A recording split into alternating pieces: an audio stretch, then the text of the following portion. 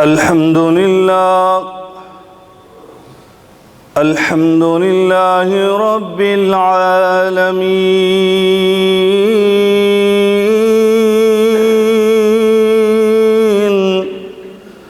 वल्आक़िबतु लिल्मुत्तक़ीन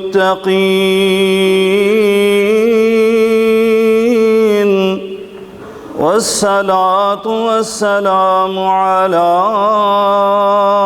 अशरफिल अंबियाइ वल मुरसलीन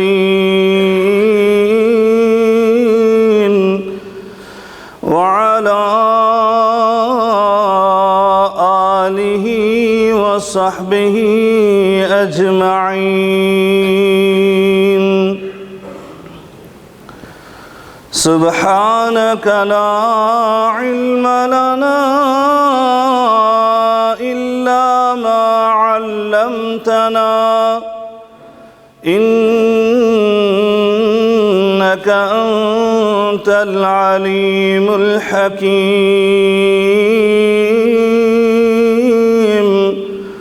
रब्बि इश्रह ली सदरी व यस्सिर ली अमरी वहलुल उक़दतम मिन लिसानी यफ़क़हू क़ौली। अम्मा बअदु फ़इन्न ख़ैरल हदीस किताबुल्लाह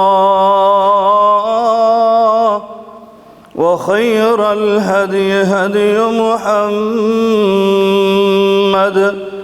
सल्लल्लाहु अलैहि व अला आलिहि वसल्लम। व शर्रल उमूरि मुहदसातुहा व कुल्ल मुहदसतिन बिदअह व कुल्ल बिदअतिन दलालह व कुल्ल दलालतिन फिन्नार।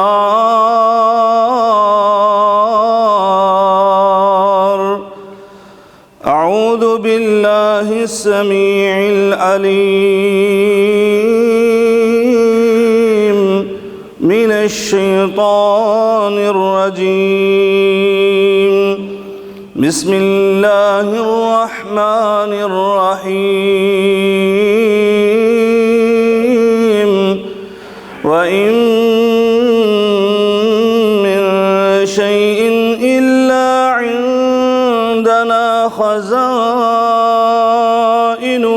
व मा नुनज़्ज़िलुहु इल्ला बिक़दरिन मालूम।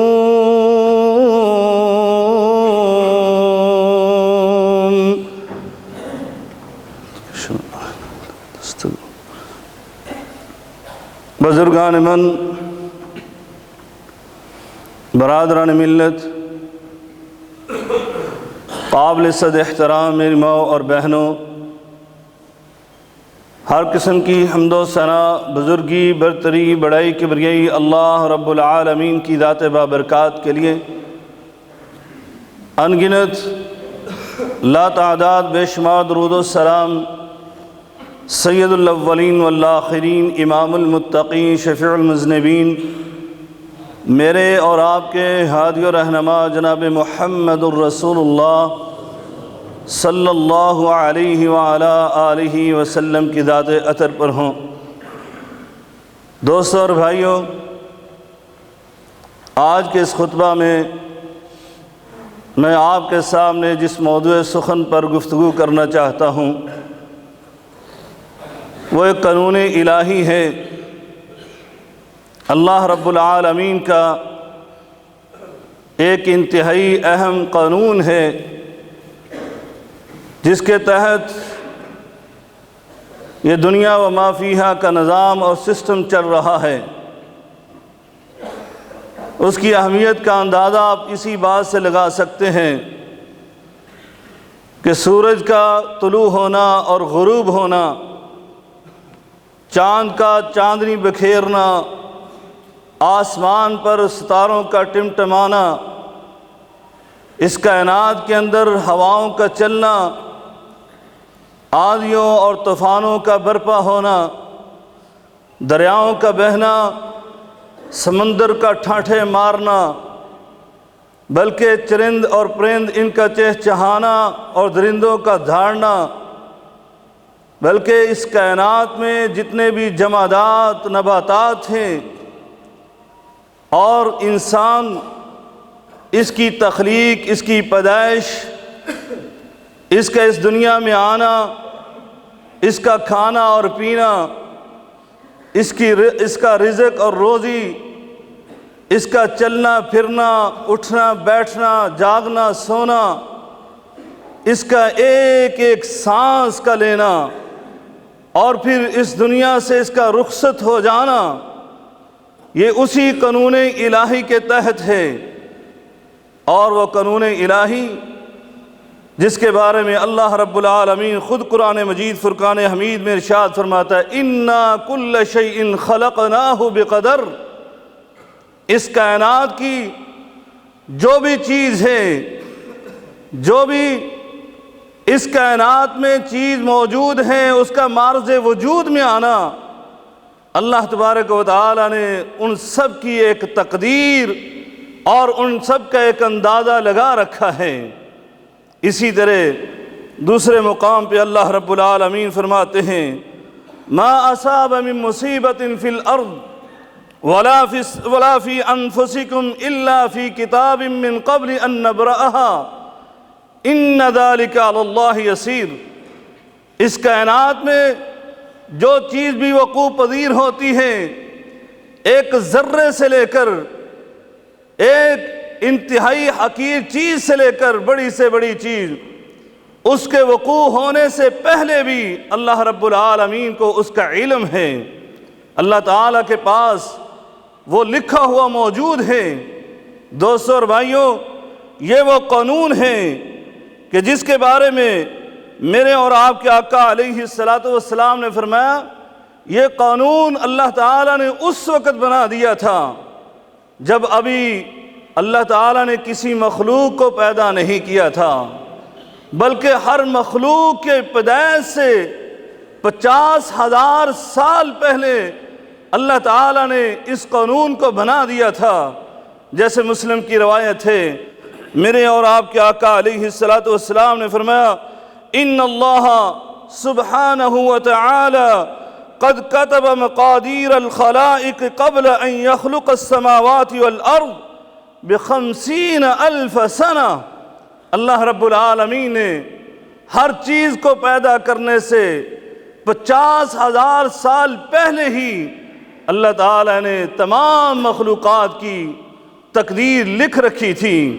اسی طرح دوسرے مقام پر میرے آقا علیہ السلام نے فرمایا،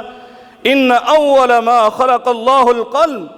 اللہ تعالیٰ نے سب سے پہلے جس چیز کو پیدا کیا وہ قلم تھا۔ اللہ تعالیٰ نے اس قلم کو بنایا، فرمایا قال له اکتب، اللہ نے اس کو پیدا کرنے کے بعد کہا تیری فطرت میں نے بنا دی کہ لکھنا ہے تو لکھو۔ قال رب ما اکتب، اس نے اللہ سے پوچھا ہے اللہ میں کیا لکھوں؟ تو اللہ رب العالمین نے فرمایا اکتب مقادیر کل شیء حتی تقوم الساعہ، کہا ہر چیز کی تقدیر لکھ دو، قیامت تک آنے والی ہر چیز کی تقدیر کو لکھ دیا گیا۔ دوستو اور بھائیوں، یہ قانون قدرت ہے، اور اس پر ایمان لانے والا وہ کتنا خوش نصیب ہے، وہ کتنا خوش بخت ہے جو اس پر ایمان لاتا ہے، اور اس کی زندگی کتنی پرسکون ہے، پر اطمینان ہے کہ اس کو بیان نہیں کیا جا سکتا۔ کیونکہ جس بندے کا اس قانون پر ایمان پختہ ہو گیا، اس پر یقین کامل بن گیا، تو یقین جانیے وہ بندہ اس کو اس کے ثمرات اور فوائد ایسے حاصل ہوتے ہیں کہ وہ بندہ مومن، وہ اللہ پر صحیح معنوں میں ایمان رکھنے والا بندہ مومن بن جاتا ہے۔ اس کے اندر توحید آ جاتی ہے، وہ بندہ ایسے فوائد اور ثمرات حاصل کرتے ہیں کہ اس کی زندگی کے اندر ہر خوبی پیدا ہو جاتی ہے، یعنی وہ اللہ کا ذاکر بھی بن جاتا ہے، وہ اللہ کا عابد بندہ بن جاتا ہے، وہ صابر بندہ بن جاتا ہے، وہ بندہ جو قانع بن جاتا ہے، جو بندہ تقدیر پر ایمان لاتا ہے اس کو قناعت کی دولت مل جاتی ہے، اس کے اندر شجاعت اور بہادری جواں مردی پیدا ہو جاتی ہے، اس کے اندر زہد اور تقوی للہیت خشیت پیدا ہو جاتی ہے، اس کے اندر اثار اور قربانی کے جذبات پیدا ہو جاتے ہیں۔ دوستو اور بھائیوں، اسی طرح اس کے اندر حسد پیدا نہیں ہوتا، وہ کسی کے بارے میں بغض اور کینہ اور عداوت اور رقابت کے جذبات نہیں رکھتا، وہ بندہ کسی کو دھوکہ اور فراڈ نہیں کرتا جو بندہ تقدیر پر ایمان لے آتا ہے۔ میں تو اختصار کے ساتھ کہتا ہوں، کائنات کی جو خوبی ہے وہ خوبی اس بندے کے اندر پیدا ہو جاتی ہے، اور جو سلبیات ہیں، جو نقائص اور عیوب ہیں، ان سے وہ بندہ محفوظ اور مامون ہو جاتا ہے۔ اسی لیے اسلام نے اس قانون کے بارے میں اس کی اہمیت کو بیان کرتے ہوئے فرمایا تھا۔ میرے اور آپ کے آقا علیہ السلام نے جب سیدنا جبرائیل علیہ السلام نے آ کر کہا تھا مل ایمان یا رسول اللہ، اے اللہ کے رسول، بندہ مومن کب بن سکتا ہے، ایمان کی تعریف کیا ہے؟ تو میرے آقا علیہ السلام نے 6 چیزوں کو بیان کیا تھا۔ ان تؤمن باللہ وملائکتہ وکتبہ ورسلہ والیوم الآخر، اور پھر آخر میں ایک انتہائی اہم قانون، اسی قانون کو بیان کیا، ایک انتہائی اہم رکن کو بیان کیا، وَأَن تُؤْمِنَ بِالْقَدْرِ خَيْرِهِ وَشَرِّهِ، فرمایا تم اللہ پر ایمان لاؤ، اللہ کے ملائکہ پر، اللہ کی کتابوں پر، اللہ کے رسل پر اور آخرت کے دن پر۔ اور فرمایا چھٹا اور اہم ترین رکن، جب بندہ ایمان والا بننا چاہتا ہے، بندہ مومن بننا چاہتا ہے، تو اس کو تقدیر کے اچھے اور برے ہونے پر بھی ایمان لانا ہے۔ دوستو اور بھائیوں، اسی کی اہمیت کو میرے آقا علیہ السلام نے ایسے بیان فرمایا تھا کہ یہ ارکان ایمان میں سے ایک انتہائی اہم ترین بنیادی رکن بنا دیا گیا، اور جو بندہ اس عقیدے سے محروم رہتا ہے وہ بندہ کفر کا ارتکاب کرتا ہے۔ اور افسوس سے کہنا پڑتا ہے، آج ہم معاشرے پر نظر دوڑاتے ہیں، ہمارے پاس بہت سارے ساتھی اس طرح کے سوالات لے کر آتے ہیں، بلکہ عمومی طور پر بہت سارے انسانوں کے ذہن میں یہ شکوک و شبہات پیدا ہوتے ہیں، اور بعض تو اس کو اپنے ذہن سے شکوک و شبہات کو دھتکار دیتے ہیں، اور بعض انہی شکوک و شبہات کا شکار ہو کر کافرانہ روش اختیار کرتے ہوئے اپنے ایمان سے بھی ہاتھ دھو بیٹھتے ہیں۔ دوستو اور بھائیوں، یہ تقدیر کا انکار کرنا، تقدیر کے اچھے اور برے ہونے کا انکار کرنا، یہ کافروں کی روش تھی، کافروں کی۔ اللہ رب العالمین نے قرآن مجید فرقان حمید میں ارشاد فرمایا، سَيَقُولُ الَّذِينَ أَشْرَكُوا لَوْ شَاءَ اللَّهُ سَيَقُولُ الَّذِينَ أَشْرَكُوا لَوْ شَاءَ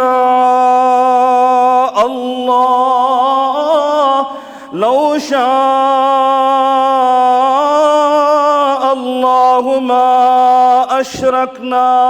وَلَا آبَاؤُنَا وَلَا حَرَّمْنَا مِن شَيْءٍ كَذَلِكَ كَذَّبَ الَّذِينَ مِن قَبْلِهِمْ حَتَّى ذَاقُوا بَأْسَنَا قُلْ هَلْ عِندَكُم مِّنْ عِلْمٍ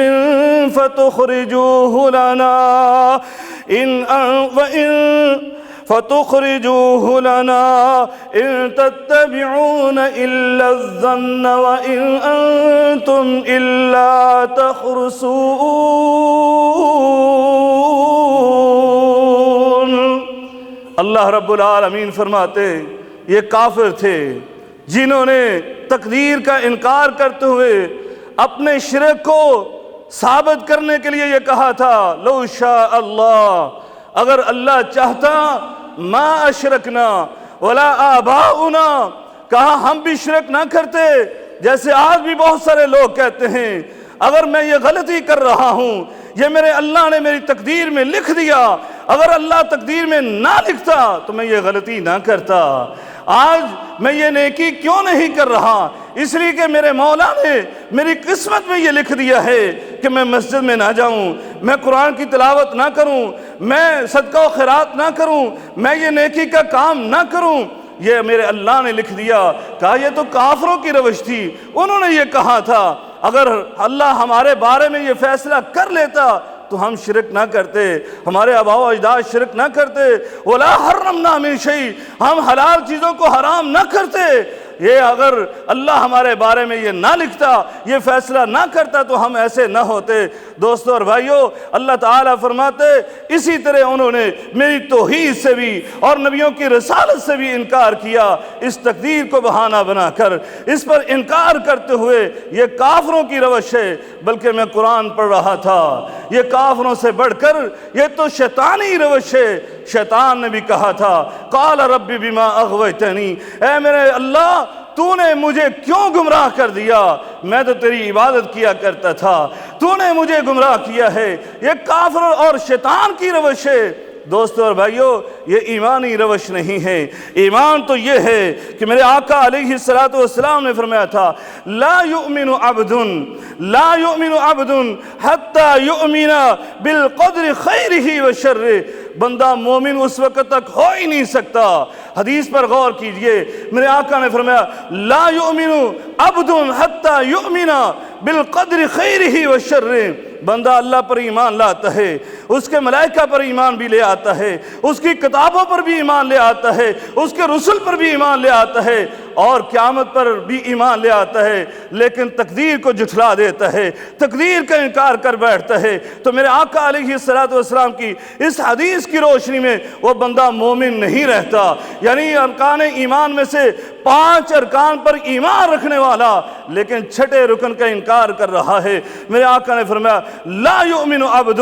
حتی یؤمن بالقدر خیرہ و شرہ، وہ بندہ اس وقت تک مومن ہو ہی نہیں سکتا جب تک وہ تقدیر پر ایمان نہیں رکھتا۔ دوستو اور بھائیو، اسی لیے میرے آقا علیہ السلام نے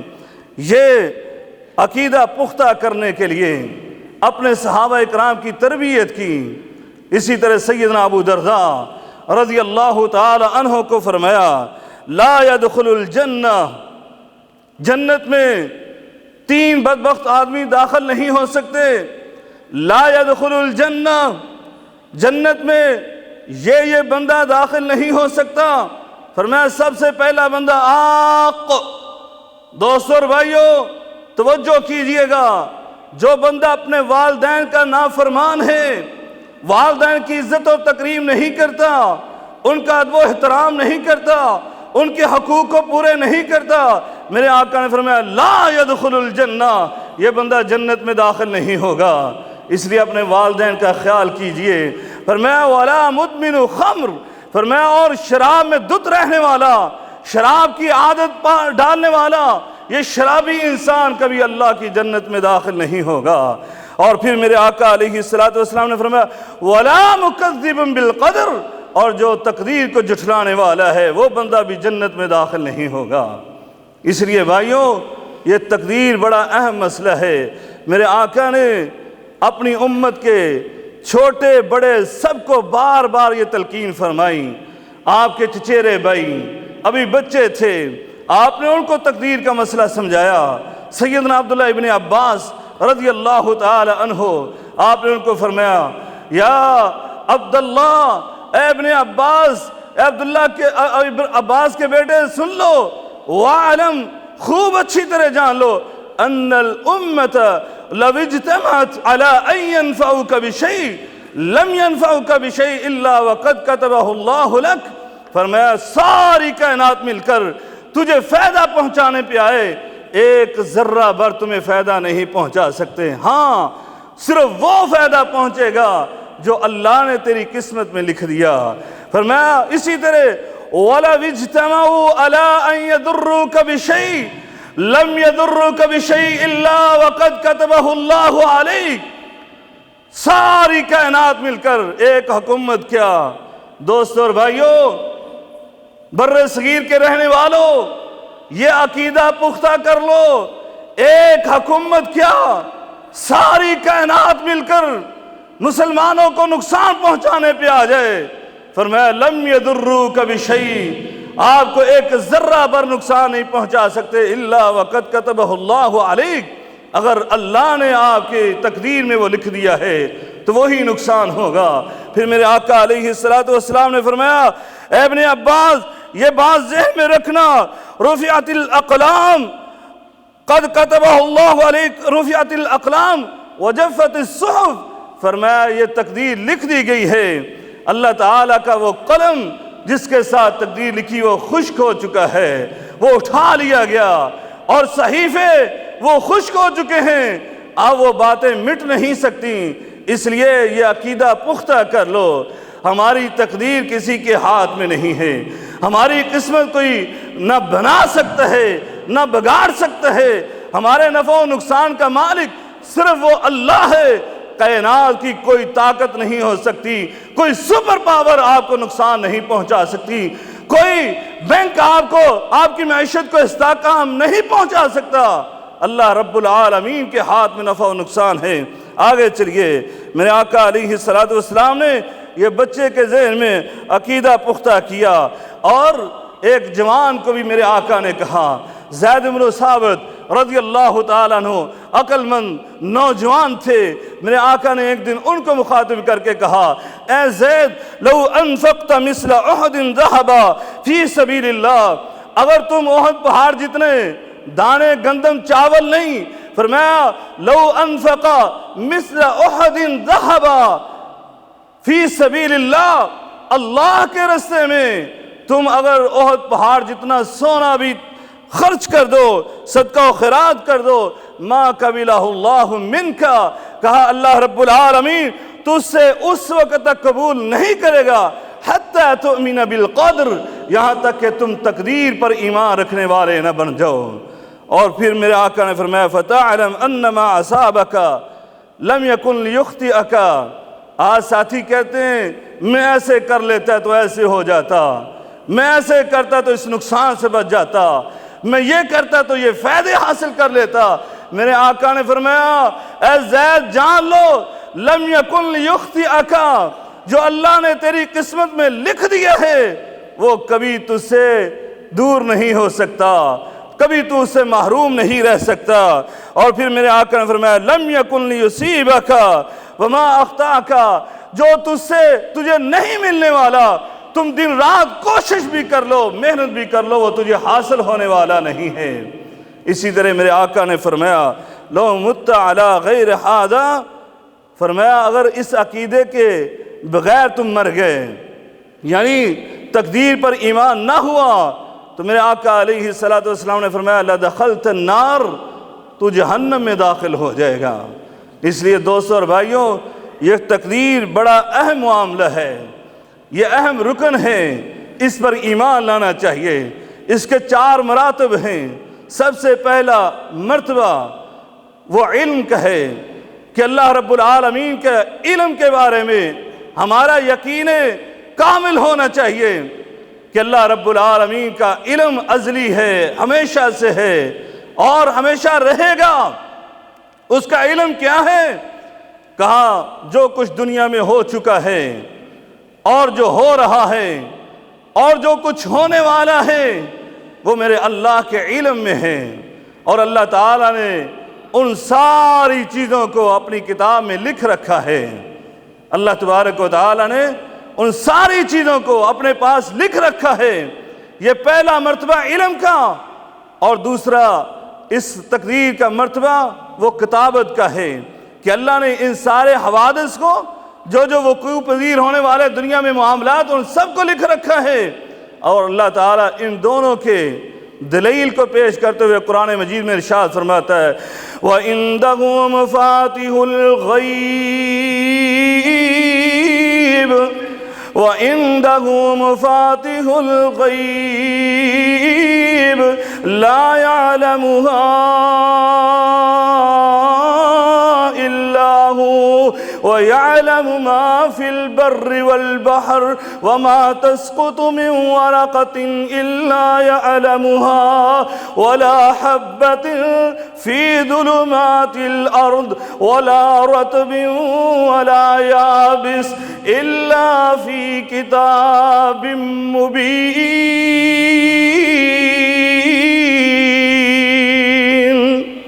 غیب کی کنجیاں آج تو کہتے ہو اس کے پاس بھی اس کے پاس بھی، اللہ رب العالمین فرماتا ہے غیب کی باتیں صرف اللہ جانتا ہے، بلکہ غیب کا علم اس کو جاننے کے لیے کچھ کنجیوں اور چابیوں کی ضرورت ہے۔ وہ چابیاں بھی کس کے پاس؟ میرے اللہ کے پاس۔ اللہ رب العالمین فرماتا ہے صرف اللہ کے پاس۔ اور وہ اللہ کا علم کیسا ہے؟ فرمایا وہ اللہ تمہارے سمندر کی تہہ میں چھپی ہوئی چیزوں کو بھی جانتا ہے، تمہاری خشکی کی چیزوں کو بھی جانتا ہے۔ فرمایا بلکہ جنگلات میں جو درخت ہیں صرف ان کو ہی نہیں جانتا، ان سے گرنے والا ایک ایک پتا جو ہے وہ بھی اللہ کے علم میں ہے۔ فرمایا وَلَا حَبَّةٍ فِي ظُلُمَاتِ الْأَرْضِ، جو زمیندار نے اپنی زمین کے اندر گندم کا ایک دانہ بیج پھینکا ہے، اس کے علم میں نہیں ہے کہ وہ کس کیفیت میں ہے، کس حال میں ہے۔ اللہ رب العالمین وہ زمین کی تہہ میں چھپے ہوئے اس دانے کی کیفیت کو بھی جانتا ہے۔ وَلَا رَطْبٍ وَلَا يَابِسٍ، فرمایا اللہ کے علم میں تو ہر چھوٹی بڑی خشک تر چیز وہ اللہ کے علم ہے، الا فی کتاب مبین، وہ اللہ کے پاس لکھی ہوئی موجود ہے۔ دوستو اور بھائیو، یہ دو مراتب تقدیر کے، اور تیسرا مرتبہ فرمایا مشیت، اللہ کی مشیت، اللہ کا ارادہ۔ وہ اللہ رب العالمین جو چاہتا ہے وہ کرتا ہے، اس کو کوئی پوچھنے والا نہیں، اس کے ارادے کو کوئی توڑنے والا نہیں ہے، صرف اور صرف اسی کا ارادہ ہے۔ اللہ رب العالمین قرآن مجید میں فرماتا ہے ان اللہ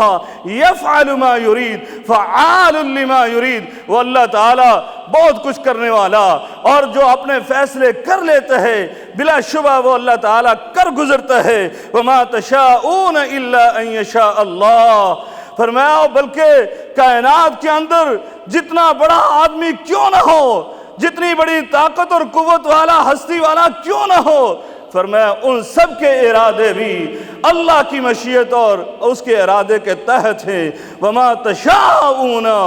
جو تم چاہتے ہو، جو تم ارادہ کرتے ہو، الا ان یشاء اللہ، فرمایا وہ اللہ کے ارادے اور مشیت کے تحت ہے، وہ اللہ جو چاہتا ہے کرتا ہے۔ اسی لیے تو سیدنا علی رضی اللہ تعالی عنہ کہا کرتے تھے عرفت ربی بفسخ العزائم، میں ارادہ کچھ اور کرتا ہوں لیکن میرا اللہ رب العالمین میرے ارادوں کو توڑ دیتا ہے اور وہ کچھ اور کر دیتا ہے۔ میں نے تو اسی بات سے اپنے رب کی پہچان کی ہے کہ میرا اللہ میرے ارادوں کو توڑ دیتا ہے۔ دوستو اور بھائیو، اور چوتھا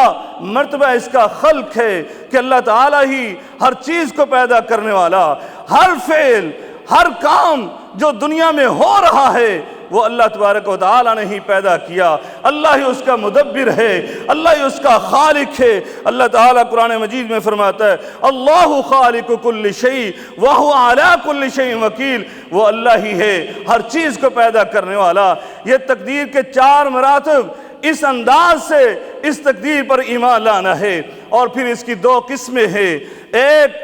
ایک تقدیر عام ہے جو اللہ رب العالمین نے ساری مخلوقات کی لکھ دی، جیسے ہم نے شروع میں کہا تھا سورج کا طلوع ہونا غروب ہونا اور چاند کا چاندنی بکھیرنا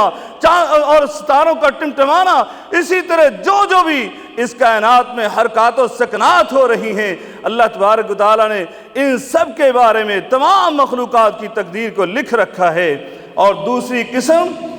وہ تفصیلی ہے، اس کے اندر تین اور اقسام ہیں یا تین اس کے درجے ہیں۔ ان میں سے ایک یہ ہے کہ تقدیر عمری، یعنی عمر کی تقدیر اللہ نے لکھ دی، پوری زندگی کی، بلکہ جیسے ہم نے کہا تھا انسان پیدا بھی نہیں ہوتا، اللہ تبارک و تعالی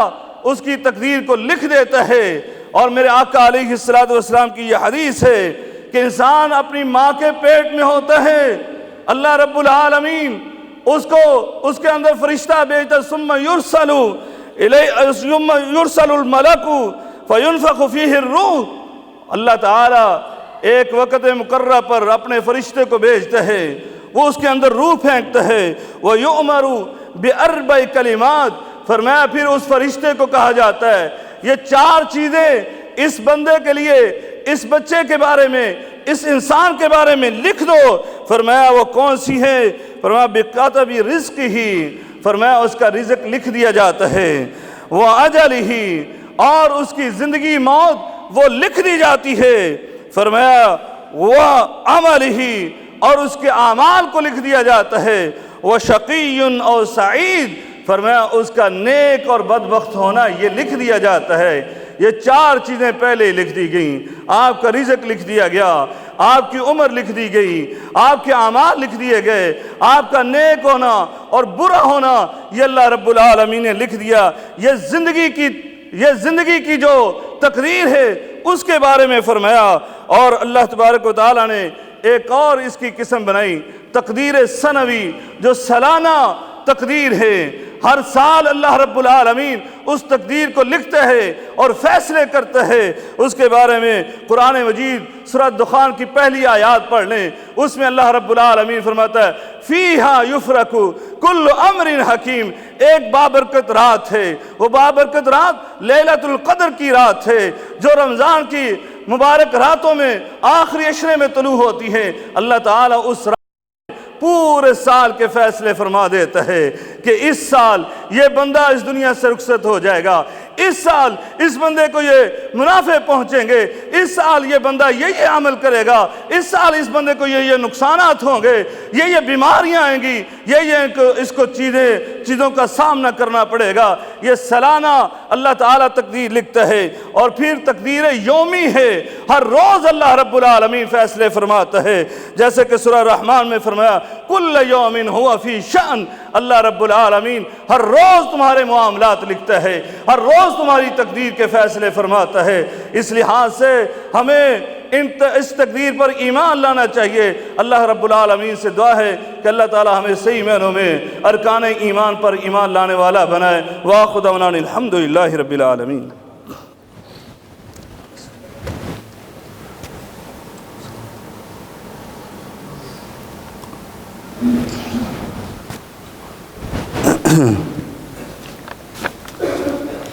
الحمد لله نحمده ونستعينه ونستغفره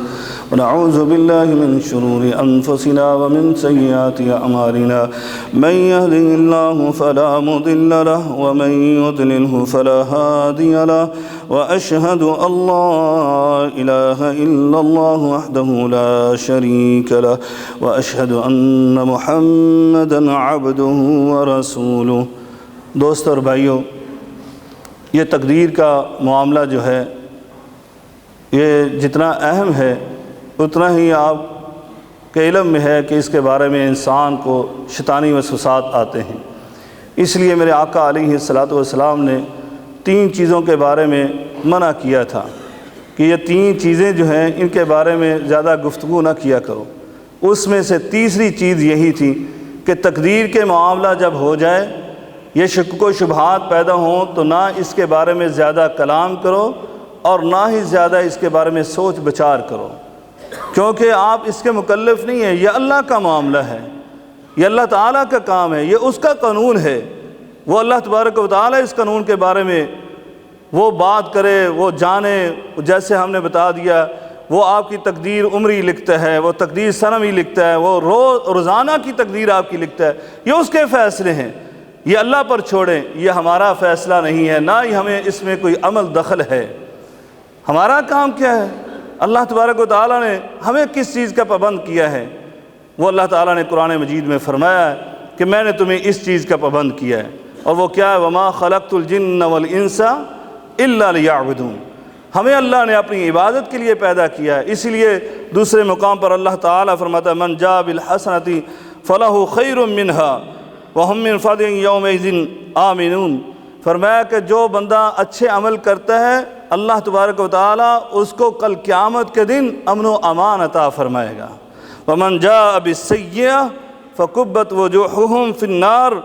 هَلْ تُجْزَوْنَ إِلَّا مَا كُنْتُمْ تَعْمَلُونَ، فرمایا جو برائیوں کے ساتھ آتا ہے، جو برائیوں کا ارتکاب کر کے آتا ہے، اللہ تعالیٰ اس کو منہ کے بل جہنم کا ایندھن بنا دے گا۔ اور پھر اللہ تعالیٰ نے آگے جو جملہ بیان کیا، یہ قانون ہے ہمارے لیے، وہ کیا ہے؟ وَلَا تُجْزَوْنَ إِلَّا مَا كُنْتُمْ تَعْمَلُونَ، تمہیں جو تم عمل کرتے ہو اسی کی جزا دی جائے گی۔ یہ ہم مکلف ہیں اس کے، ہم نے عمل کرنا ہے، ہمیں عمل کرنا چاہیے۔ اور اسی طرح سورہ یاسین کے اندر بھی فرمایا وَلَا تُجْزَوْنَ إِلَّا مَا كُنْتُمْ تَعْمَلُونَ، کہ تمہیں ان اعمال کی جزا دی جائے گی جو تم کرتے ہو۔ تو ہمیں عمل کرنے ہیں اور ہمیں اچھے عمل کرنے چاہیے، جیسے کہ اللہ تعالیٰ نے فرما دیا ہے کہ تمہیں تو اپنی عبادت کے لیے پیدا کیا تھا، ہمیں اچھے اعمال کر کے اللہ کی عبادت کر کے اللہ کو خوش کرنا چاہیے۔ ہاں یہ ضرور ہے کہ اللہ تبارک و تعالیٰ آپ کی تقدیر کے فیصلے آپ کے یعنی اعمال کے لحاظ سے بھی کرتا ہے۔ کیا اللہ تعالیٰ نے فرمایا نبی کریم صلی اللہ علیہ وسلم نے فرمایا لا يرد القضاء الا بالدعاء، دعا کے ساتھ تقدیر بدل جاتی ہے۔ جیسے کہ تقدیر مبرم ایک تو لکھ دی گئی، وہ بدلنے والی نہیں ہے، ایک تقدیر جو ہے وہ آپ کے اعمال پر ہے، یہ کام کرو گے تو یہ نتیجہ ملے گا، یہ کام کرو گے یہ تو نتیجہ ملے گا۔ تو اس لحاظ سے یہ مثالیں بڑی طویل ہو جائیں گی اگر دیں گے، ہمارے پاس وقت نہیں ہے۔ بس صرف یہ سمجھ لیں کہ ہم دعا کریں گے تو تقدیر بدل سکتی ہے۔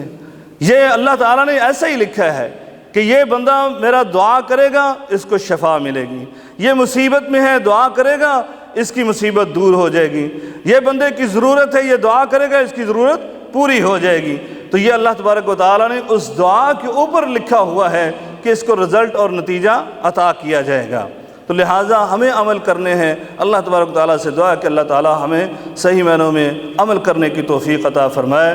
اور ہمیں اچھے عمل کرنے کی توفیق عطا فرمائے۔ یہ کچھ دعاؤں کے لیے کہا ہے، ایک ہمارے بھائی ہیں ان کی بانجی سخت بیمار ہے، نوید بھائی، ان کی بانجی کے لیے دعا کیجیے، اللہ تبارک و تعالیٰ اس کو صحت کاملہ عاجلہ عطا فرمائے۔ اس کے چھوٹے چھوٹے بچے ہیں اور وہ بہت سخت بیمار ہے، اس کے لیے دعا کیجیے، اللہ تعالیٰ اس کو صحت کاملہ عاجلہ عطا فرمائے۔ اسی طرح یہ بھائی نے دیا ہے کہ شبیر صاحب ہیں جو قضائے الہی سے وفات پا گئے، ان کے لیے دعا کیجیے، اللہ تبارک و تعالیٰ ان کی مغفرت فرمائے، اور جتنے بھی مسلمان بیمار ہیں ان کو صحت کاملہ عاجلہ عطا فرمائے، اور جتنے فوت ہو چکے ہیں اللہ تعالیٰ ان سب کے ساتھ معاملہ رحمت فرمائے۔ ان اللہ وملائکتہ یصلون علی النبی یا ایھا الذین آمنوا صلوا علیہ وسلموا تسلیما اللهم صل علی محمد وعلی آل محمد کما صلیت علی ابراہیم وعلی آل ابراہیم انک حمید مجید اللهم بارک علی محمد وعلی آل محمد کما بارکت علی ابراہیم وعلی آل ابراہیم انک حمید مجید اللهم انك عفو تحب العفو فاعف عنا اللهم اكفنا بحلالك عن حرامك واغننا بفضلك عمن سواك اللهم اعز الاسلام والمسلمين واذل الشرك والمشركين ودمر على اعداء الدين اللهم انصر اخواننا في فلسطين اللهم انصر اخواننا في كشمير فلسطين اللهم انصر اخواننا في كشمير اللهم انصر اخواننا في هندوستان اللهم انصر اخواننا في كل مكان يا حي يا قيوم برحمتك نستغيث اللهم اشف مرضانا ومرضى المسلمين اذهب الباس رب الناس واشف انت شافي لا شفاء الا شفاؤك شفاء الله يغادر السقما ربنا اغفر لنا ولاخواننا الذين سبقونا بالإيمان ولا تجعل في قلوبنا غلا للذين آمنوا ربنا إنك رؤوف رحيم ربنا آتنا في الدنيا حسنة وفي الآخرة حسنة وقنا عذاب النار ربنا تقبل منا إنك أنت السميع العليم وتب علينا إنك أنت التواب الرحيم وصلى الله تعالى على خير خلق محمد وعلى آله وصحبه أجمعين برحمتك يا أرحم الراحمين